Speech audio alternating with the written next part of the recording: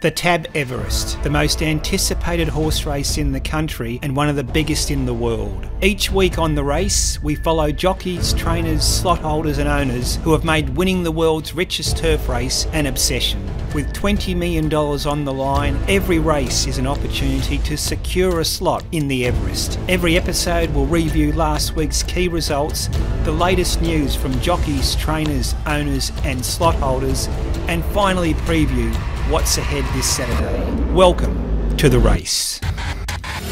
In this week's episode, TAB makes its move by selecting Bella Nipotina for their slot after the mare's impressive return in the Concord Stakes 2 weeks ago.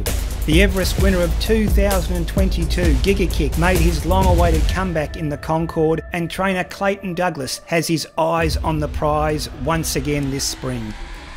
Sunshine in Paris's win in the Shirako Stakes on Saturday has placed her right in the Everest conversation for her owner and slot holder, John Camilleri. And Traffic Warden's incredible win in the Run to the Rose has his trainer James Cummings dreaming of Everest glory. Later, we visit last year's winning trainer Joe Pride as he prepares a defending champ, Think About It, and the two-time Everest place getter, Private Eye, for very different approaches to the world's richest turf race. There's also plenty of action to preview for this weekend's racing, particularly the all-important The Shorts at Royal Randwick. This and much more coming up on the race.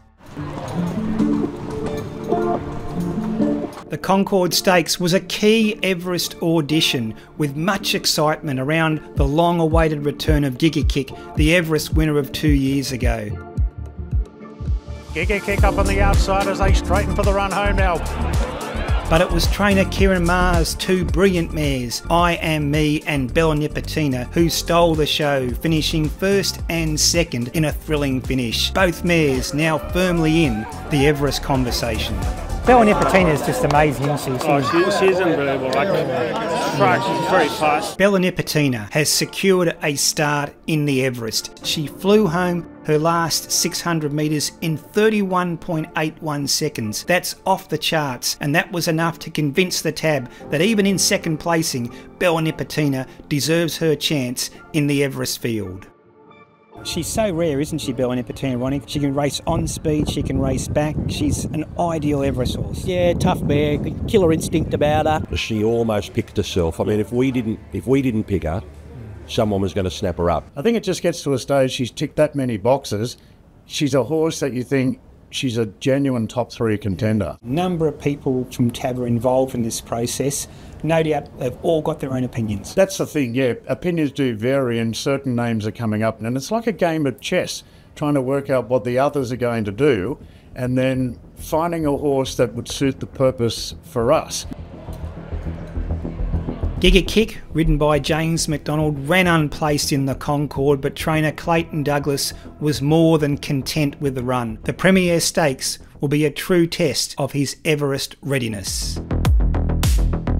The Shirako Stakes was expected to be another dominant win for Jolie Starr, who was one of the Everest favourites after her brilliant comeback effort at Randwick last month. But it was Sunshine in Paris who delivered a performance that left jockey Tommy Berry, trainer Annabelle Neesham and everyone else in awe. Jolie Starr's gone one pace. Bumbo Muse hits the lead, but Sunshine in Paris.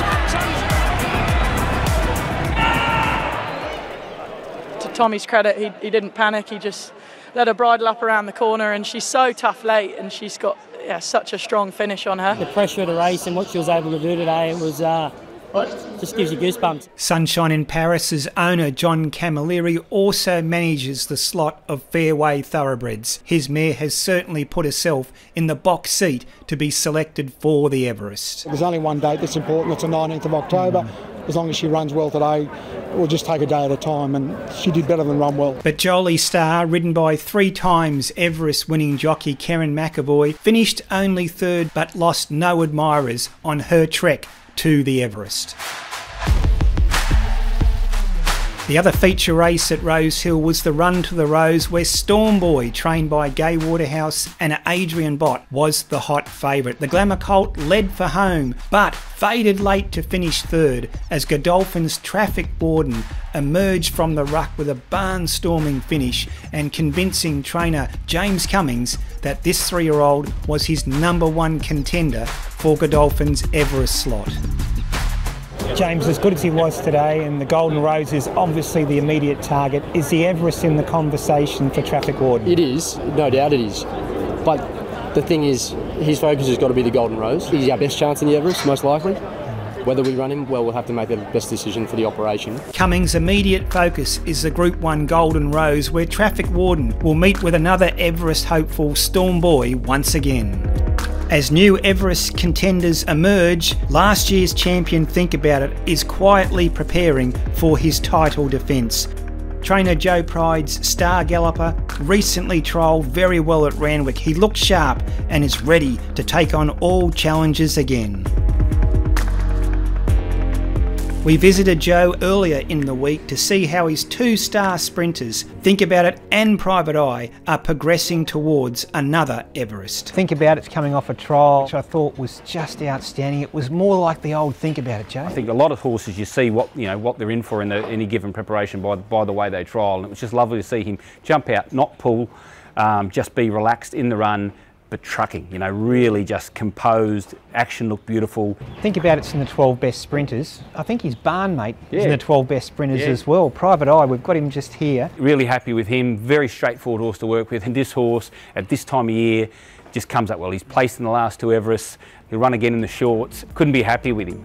Coming up on Saturday, all eyes are on the shorts, which is a field loaded with potential Everest hopefuls, including Private Eye, Aft Cabin, I Am Me, Lady of Camelot, and the Björn Baker trained Steffi Magnetica. We visited Björn at his Warwick Farm stables to get an update on the mare.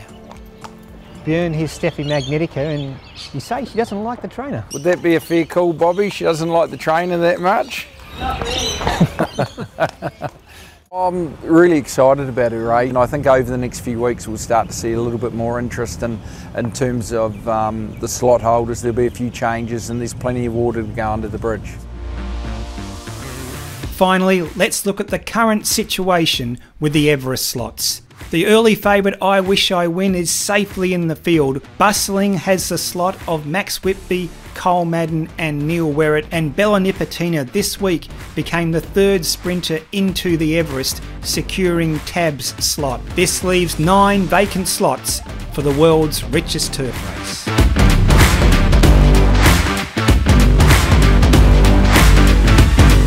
You win some, you lose more. For free and confidential support, call the number on the screen or visit the website.